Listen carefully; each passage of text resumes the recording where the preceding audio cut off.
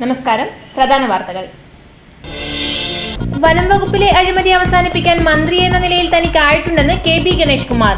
3 മാസങ്ങളായി മാധ്യമങ്ങൾ തന്നെ വേട്ടയാടുകയാണെന്നും ഗണേഷ് കുമാർ.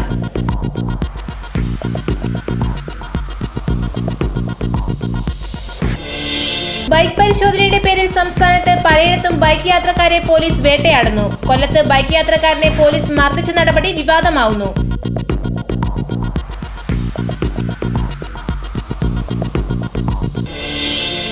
പതിനഞ്ച് വർഷം മുമ്പ് അംഗീകാരം ലഭിച്ച ശബരി റെയിൽപാത പദ്ധതി തുടങ്ങാനാവുന്നില്ല. റെയിൽവേയുടെ സ്ഥലമെടുപ്പ് കോടതിയിലെത്തിയതാണ് പദ്ധതിക്ക് തടസ്സം.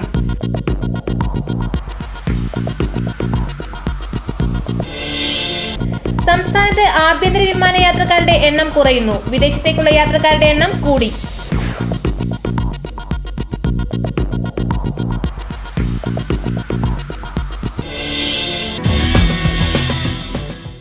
വാർത്തകൾ വിശദമായി.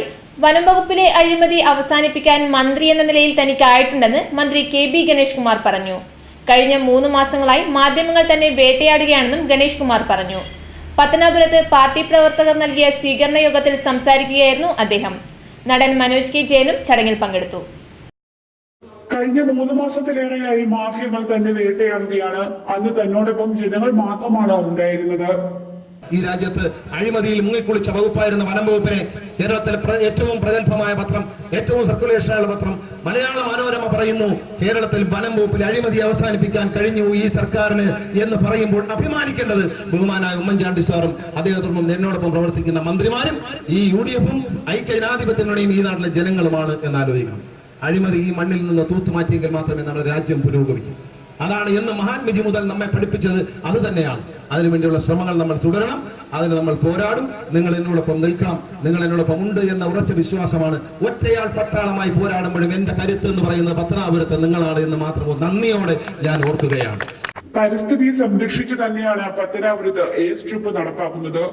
ആറന്മുള വിമാനത്താവളം പോലെ വയൽ നികത്തിയോ പരിസ്ഥിതിക്ക് കോട്ടമുണ്ടാക്കിയോ ഒരു പദ്ധതിയും നടപ്പാക്കാൻ തന്നെ അനുവദിക്കില്ലെന്നും അദ്ദേഹം പറഞ്ഞു. ശബരി റെയിൽപാത പദ്ധതി എങ്ങും എത്തിയില്ല. 15 വർഷം മുമ്പ് അംഗീകാരം ലഭിച്ച പദ്ധതിക്ക് സ്ഥലം ഏറ്റെടുത്തെങ്കിലും പദ്ധതി തുടങ്ങാനായില്ല. പലയിടത്തും സ്ഥലം ഏറ്റെടുത്ത റെയിൽവേ നടപടി ചോദ്യം ചെയ്ത് സ്ഥലമുടമകൾ കോടതിയെയും സമീപിച്ചിരിക്കുകയാണ്. 15 വർഷങ്ങൾക്ക് മുൻപാണ് ശബരി റെയിൽപാത പദ്ധതിക്ക് അംഗീകാരം ലഭിച്ചത്. ശബരിമല തീർത്ഥാടകർക്ക് ഒരു ആശ്വാസമെന്ന ലക്ഷ്യത്തോടെ രൂപം കൊണ്ട പദ്ധതി എങ്ങും എത്തിയില്ലെന്ന് മാത്രമല്ല, അതിലേറെ പേരെ ദുരിതത്തിലാക്കി മാറ്റിയിരിക്കുന്ന സ്ഥിതിയാണ്.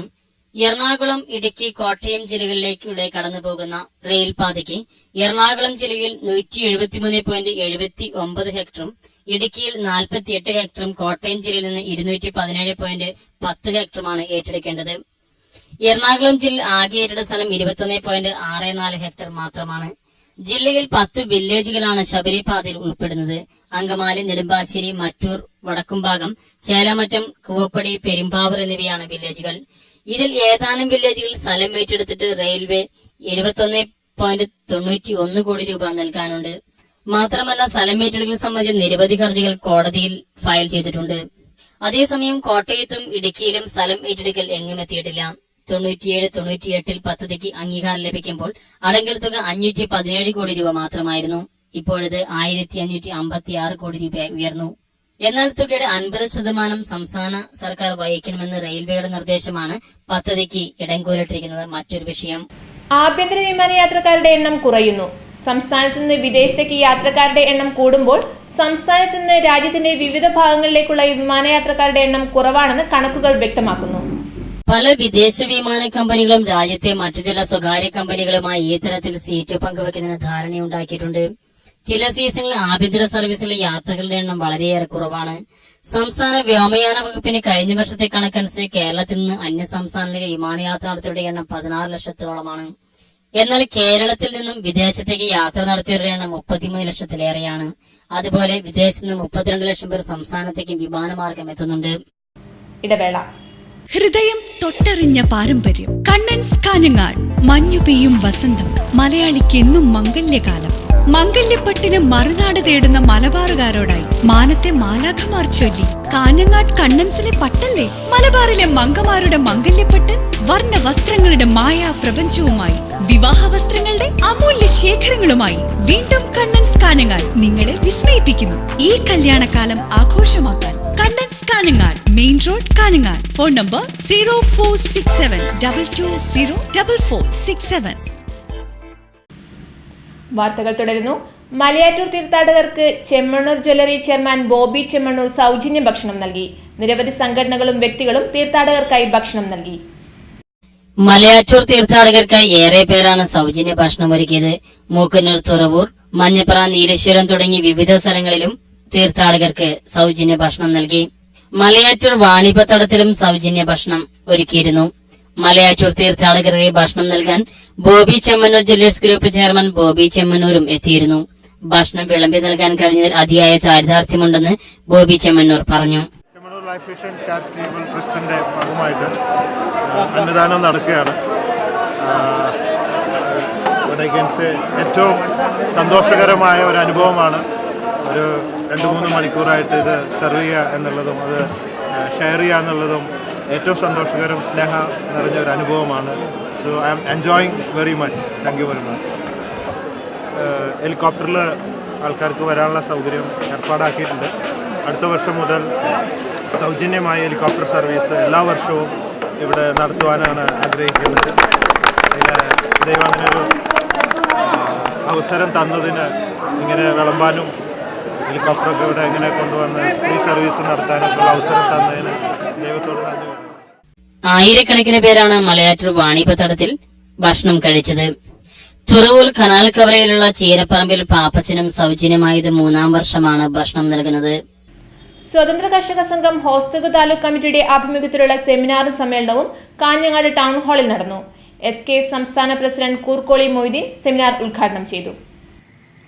കാർഷിക മേഖലയിലെ പ്രശ്നങ്ങളെക്കുറിച്ച് എണ്ണി നിങ്ങളോട് പറയേണ്ടതില്ല എന്നെനിക്കറിയാം. കാരണം നിത്യേന നാം അനുഭവിച്ചു കൊണ്ടിരിക്കുന്നവരാണ് എന്നുള്ളതുകൊണ്ട് ഇന്ന് അതിലിടപെടാൻ വളരെ സജീവമായി മുന്നിൽ നിൽക്കുന്ന ഒരു കർഷക സംഘം നമ്മുടേതാണ് എന്ന അഭിമാനത്തോടു കൂടി തന്നെയാണ് ഞാൻ നിങ്ങളുടെ മുമ്പിൽ എഴുന്നേറ്റ് നിന്നിട്ടുള്ളത്. ഇവിടെ കേരളത്തിൽ രാഷ്ട്രീയ പ്രസ്ഥാനങ്ങളൊക്കെ ഓരോ സംഘടനയെ തായോലിക്കുന്നുണ്ട്. അതൊക്കെ എന്തിനാണ് എന്ന് എനിക്ക് മനസ്സിലാകുന്നില്ല. നാം മുസ്ലിം ലീഗിന്റെ നിയന്ത്രണത്തിൽ തന്നെയുള്ള ഒരു സംഘടനയാണ് എങ്കിലും മുസ്ലിം ലീഗ് കാർഷിക മേഖലയിലെ പ്രശ്നങ്ങളിൽ ഇടപെടുന്നതിന് ഒരു നിയന്ത്രണവും നമ്മളെ മുമ്പിൽ വെച്ചിട്ടില്ല. കഴിഞ്ഞ 5 കൊല്ലക്കാലം മുസ്ലിം ലീഗ് പ്രതിപക്ഷത്തായപ്പോഴും ഇപ്പോൾ ഭരണപക്ഷത്ത് വന്നപ്പോഴും കാർഷിക മേഖലയിൽ ഇടപെടാനുള്ള പൂർണ്ണമായ സ്വാതന്ത്ര്യം സംഘടന നമുക്ക് അനുവദിച്ചിട്ടുണ്ട്. ആവശ്യമെങ്കിൽ സമരങ്ങളും മറ്റു ശക്തമായ മറ്റു പ്രക്ഷോഭ പരിപാടികളും ഒക്കെ അവലംബിച്ച് നാം മുന്നോട്ട് വന്നിട്ടുണ്ട്. ഇതിലൊന്നും ലീഗിന്റെ പ്രത്യേകമായ നിയന്ത്രണങ്ങളോ മറ്റോ ഉണ്ടായിട്ടല്ല, അല്ലെങ്കിൽ അവർ പറഞ്ഞിട്ടല്ല. ലീഗ് അധികാരത്തിലുണ്ട് എന്നതുകൊണ്ട് സമരരംഗത്ത് വരാൻ നമുക്കൊരു മടിയുണ്ടായിട്ടില്ല. ലീഗ് അധികാരത്തിലില്ല എന്ന് കരുതി നിരാശരായി നാം ഇരുന്നിട്ടുമില്ല. എന്നാൽ ഇന്നുള്ള സംഘടനകളുടെ സാഹചര്യങ്ങളും സ്ഥിതിയും ഒക്കെ ഒന്ന് വിലയിരുത്തി നോക്കാൻ ഞാൻ ആവശ്യപ്പെടുകയാണ്. മുസ്ലിം ലീഗിന്റെ പോഷക സംഘടനയായി പ്രവർത്തിച്ചു വരുന്ന സ്വതന്ത്ര കർഷക സംഘത്തിന്റെ ആഭിമുഖ്യത്തിലാണ് ഹോസ്ദുർഗ് താലൂക്കിന്റെ നേതൃത്വത്തിൽ മുനിസിപ്പൽ ടൗൺ ഹാളിൽ കർഷക സെമിനാർ നടന്നത്. സെമിനാറിൽ കുഞ്ഞഹമ്മദ് പുഞ്ചാവി അധ്യക്ഷത വഹിച്ചു. TP Mammu, MS Muhammad Kunhi master, KM Shamsuddin, MP Jafar, Koval Abdul Rahman എന്നിവർ സംസാരിച്ചു. ഗിരീധരൻ കർഷകർക്കുള്ള ക്ലാസ് എടുത്തു. ജപ്തി നടപടികൾ നേരിടുന്ന വികലാംഗരുടെ വായ്പകൾ സർക്കാർ എഴുതിത്തള്ളണമെന്ന് വികലാംഗരുടെ സംഘടനയായ ഡിഫൻഡ്ലി ഏബിൾഡ് പേഴ്സൺസ് വെൽഫെയർ ഫെഡറേഷൻ ഭാരവാഹികൾ വാർത്താസമ്മേളനത്തിൽ ആവശ്യപ്പെട്ടു. ജപ്തി നടപടി നേരിടുന്ന വികലാംഗരുടെ വായ്പകൾ എഴുതിത്തള്ളാൻ സർക്കാർ തയ്യാറാകണമെന്ന് ഡിഫൻഡലി ഏബിൾഡ് പേഴ്സൺസ് വെൽഫെയർ ഫെഡറേഷൻ സംസ്ഥാന ജനറൽ സെക്രട്ടറി പരശുവൈക്കൽ മോഹനൻ വാർത്താസമ്മേളനത്തിൽ ആവശ്യപ്പെട്ടു. കഴിഞ്ഞ ഇടതു സർക്കാരിന്റെ കാലത്ത് സംഘടന നൽകിയ നിവേദനത്തിന്റെ അടിസ്ഥാനത്തിൽ ജപ്തി നടപടികൾ നേരിടുന്ന വികലാംഗരുടെ വായ്പകൾ എഴുതിത്തള്ളുന്നതിനായി തയ്യാറാക്കിയ സംസ്ഥാന സഹകരണ രജിസ്ട്രാർ സൂക്ഷിച്ചിരിക്കുന്ന ലിസ്റ്റ് അടിയന്തരമായി ഉത്തരവിറക്കി നടപ്പിലാക്കണമെന്നും മോഹനൻ ആവശ്യപ്പെട്ടു. കാസർഗോഡ് എൻഡോസൾഫാൻ ദുരിതബാധിതർക്കുള്ള സഹായം ഉടൻ നൽകണം. സംസ്ഥാനത്ത് വികലാംഗർ നടത്തിയിരുന്ന ടെലിഫോൺ ബൂത്തുകൾ നഷ്ടത്തിലായതിൻ്റെ പേരിൽ ബന്ധപ്പെട്ട അധികാരികളുടെ അനുവാദത്തോടെ ചെറുകിട കച്ചവട സ്ഥാപനങ്ങളായി നടത്തിവരുന്നവയെ എടുത്തുമാറ്റാൻ സാമൂഹ്യക്ഷേമ വകുപ്പ് പുറപ്പെടുവിച്ച സർക്കുലർ പിൻവലിക്കണമെന്നും അദ്ദേഹം ആവശ്യപ്പെട്ടു. വാർത്താസമ്മേളനത്തിൽ A Venugopal, M Krishnan, P Kamalakshi, A Vishalakshi എന്നിവരും സംബന്ധിച്ചു. KPCC പ്രസിഡന്റ് രമേശ് ചെന്നിത്തല നയിക്കുന്ന കേരള യാത്ര ഏപ്രിൽ 18-ന് മഞ്ചേശ്വരം ഹൊസങ്കടിയിൽ നിന്ന് ആരംഭിക്കുമെന്ന് DCC പ്രസിഡന്റ് CK ശ്രീധരൻ വാർത്താസമ്മേളനത്തിൽ അറിയിച്ചു. എൻഡോസൾഫാൻ വിഷയത്തിൽ കോൺഗ്രസിന് രാഷ്ട്രീയമില്ലെന്നും ഇരകൾക്ക് വേണ്ടിയുള്ള സമരത്തെ മാനിക്കുന്നുവെന്നും DCC പ്രസിഡന്റ് പറഞ്ഞു. സംസ്ഥാന കോൺഗ്രസ് അധ്യക്ഷൻ രമേശ് ചെന്നിത്തല നയിക്കുന്ന കേരള യാത്രയ്ക്കുള്ള ഒരുക്കങ്ങൾ പൂർത്തിയായതായി DCC ഭാരവാഹികൾ വാർത്താസമ്മേളനത്തിൽ അറിയിച്ചു. ഏപ്രിൽ 18-ന് മഞ്ചേശ്വരം ഹൊസങ്കടിയിൽ നിന്നും ആരംഭിക്കുന്ന കേരള യാത്ര മെയ് 18-ന് തിരുവനന്തപുരത്ത് സമാപിക്കും. യാത്രയിൽ CPM-ന്റെ അക്രമ രാഷ്ട്രീയത്തെയും തെറ്റായ നയങ്ങളെയും സംബന്ധിച്ച് വിശദീകരിക്കും. എൻഡോസൾഫാൻ പ്രശ്നത്തിൽ രാഷ്ട്രീയപരമായ അതിപ്രസരം ഉണ്ടാകരുത്. ഇത് പ്രശ്നപരിഹാരത്തിന് തടസ്സമാകും. എൻഡോസൾഫാൻ ദുരിതബാധിതരുടെ പ്രശ്നങ്ങൾ പരിഹരിക്കുന്നതിനായി സമരസമിതി ഉന്നയിച്ച ആവശ്യങ്ങൾക്ക് അനുകൂല നടപടിയെടുത്ത മുഖ്യമന്ത്രി ഉമ്മൻചാണ്ടിയെയും UDF സർക്കാരിനെയും ഭാരവാഹികൾ അഭിനന്ദിച്ചു. പ്രഭാകരൻ കമ്മീഷൻ റിപ്പോർട്ടിന് ആസൂത്രണ വകുപ്പിന്റെ അംഗീകാരം ലഭിച്ചത് ജില്ലയ്ക്ക് ഏറെ അഭിമാനിക്കാവുന്നതാണെന്നും DCC ഭാരവാഹികൾ പറഞ്ഞു. 5 വർഷം കൊണ്ട് നടപ്പിലാക്കുന്ന വിവിധ പദ്ധതിയുടെ ഫലമായി ജില്ലയിൽ വൻ മുന്നേറ്റമുണ്ടാകുമെന്നും ഇവർ പ്രത്യാശ പ്രകടിപ്പിച്ചു. വാർത്താസമ്മേളനത്തിൽ DCC പ്രസിഡന്റിന് പുറമെ vice president PA Ashraf Ali, Balakrishna Vorkudlu, PK Faisal എന്നിവർ സംബന്ധിച്ചു. കേരള പോലീസ് വയോജനങ്ങളുടെ ക്ഷേമത്തിനായി നടപ്പാക്കുന്ന വിവിധ പദ്ധതികളുടെ ജില്ലാതല ഉദ്ഘാടനം മുനിസിപ്പൽ കോൺഫറൻസ് ഹാളിൽ NA നെല്ലിക്കുന്ന് MLA നിർവഹിച്ചു. നഗരസഭാ ചെയർമാൻ TE അബ്ദുള്ള അധ്യക്ഷത വഹിച്ചു. മല്ലികാർജുന അമ്പലത്തിൽ ഉത്സവം നടക്കുകയാണെങ്കിൽ നിങ്ങൾക്കെല്ലാവർക്കും അറിയാം, ആ ഉത്സവത്തിൽ നമ്മളെല്ലാവരും പഴയ കാലത്ത് ഒന്നിച്ച് ആ ഉത്സവത്തിൽ പങ്കെടുക്കാമായിരുന്നു. എവിടെ ഏത് പള്ളിയിൽ നേർച്ച ഉണ്ടാവുകയാണെങ്കിലും നമ്മുടെ പള്ളികളിലൊക്കെ നടക്കുന്ന റാത്തീബിൽ വിതരണം ചെയ്യുന്ന ഇറച്ചിയും പത്തരിയും വാങ്ങുവാൻ വേണ്ടി നിങ്ങൾ എല്ലാ ജാതിയും നിങ്ങളുടെ കൂട്ടത്തിൽ രാമനുണ്ടാകും, അബ്ദുറഹ്മാൻ ഉണ്ടാകും, ജോർജ് ഉണ്ടാകും. നിങ്ങളെല്ലാവരും ഒന്നിച്ച് രാത്രികാലങ്ങളിൽ ഒന്നിച്ചായിരുന്നു ആ പള്ളികളിലൊക്കെ വിതരണം ചെയ്യുന്ന ഈ ചീരണി വാങ്ങാൻ പോകുക പതിവ്. ഇന്ന് ആ പതിവൊക്കെ അവസാനിച്ചു. വയോജനങ്ങളുടെ ക്ഷേമത്തിനായി കേരള പോലീസ് നടപ്പിലാക്കുന്ന വിവിധ പദ്ധതികളുടെ ഭാഗമായുള്ള കെയർ പദ്ധതിക്ക് തുടക്കമായി. മുതിർന്ന പൗരന്മാർക്ക് സമൂഹത്തിൽ സുരക്ഷിതത്വ ബോധത്തോടുകൂടി ജീവിക്കുന്നതിനും അവരുടെ പ്രശ്നങ്ങൾ പരിഹരിക്കുന്നതിനുമായി കൗൺസിലിംഗ് പോലുള്ള സേവനങ്ങൾ ലഭ്യമാക്കുന്നതിനും ഒറ്റയ്ക്ക് താമസിക്കുന്ന വയോധികരെ മാസത്തിൽ ഒരു തവണ പോലീസ് ഉദ്യോഗസ്ഥർ സന്ദർശിക്കുന്നതിനും മറ്റുമുള്ള നടപടികൾ ജില്ലാ പോലീസ് നടത്തിവരുന്നുണ്ട്. കേരളത്തിലെ മുതിർന്ന പൗരന്മാരുടെ ക്ഷേമത്തിനായി സംസ്ഥാന സർക്കാർ രൂപവൽക്കരിച്ച care aid and relief for elders എന്ന പദ്ധതിയാണ് ആവിഷ്കരിച്ചത്. പരിപാടിയുടെ ജില്ലാതല ഉദ്ഘാടനം കാസർഗോഡ് മുനിസിപ്പൽ കോൺഫറൻസ് ഹാളിൽ NA നെല്ലിക്കുന്ന് MLA നിർവഹിച്ചു. നഗരസഭാ ചെയർമാൻ TE അബ്ദുള്ള അധ്യക്ഷനായിരുന്നു. ജില്ലാ പോലീസ് മേധാവി S സുരേന്ദ്രൻ പദ്ധതിയെക്കുറിച്ച് വിശദീകരിച്ചു. സീനിയർ സിറ്റിസൺ ഫോറം ജില്ലാ secretary K Sukumaran, DYSP Mohanachandran, ജില്ലാ residents association president E Chandrasekharan Nair തുടങ്ങിയവർ സംസാരിച്ചു. കെയർ പ്രൊജക്ട് ജില്ലാ നോഡൽ ഓഫീസർ V മധുസൂദനൻ സ്വാഗതവും ടൗൺ SI ദിനേശൻ നന്ദിയും പറഞ്ഞു. പ്രധാന വാർത്തകൾ ഒരിക്കൽ കൂടി. വനം വകുപ്പിലെ അഴിമതി അവസാനിപ്പിക്കാൻ മന്ത്രി എന്ന നിലയിൽ തനിക്കായിട്ടുണ്ടെന്ന് KB ഗണേഷ് കുമാർ. 3 മാസങ്ങളായി മാധ്യമങ്ങൾ തന്നെ വേട്ടയാടുകയാണെന്നും ഗണേഷ് കുമാർ.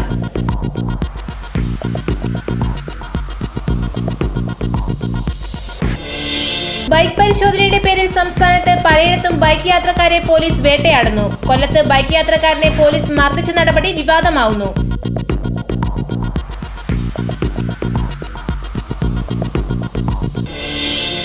പതിനഞ്ച് വർഷം മുമ്പ് അംഗീകാരം ലഭിച്ച ശബരി റെയിൽപാത പദ്ധതി തുടങ്ങാനാവുന്നില്ല. റെയിൽവേയുടെ സ്ഥലമെടുപ്പ് കോടതിയിലെത്തിയതാണ് പദ്ധതിക്ക് തടസ്സം.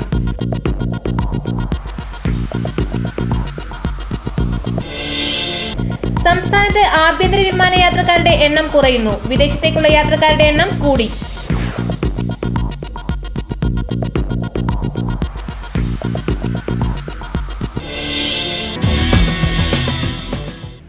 വാർത്തകൾ കഴിഞ്ഞു. നമസ്കാരം.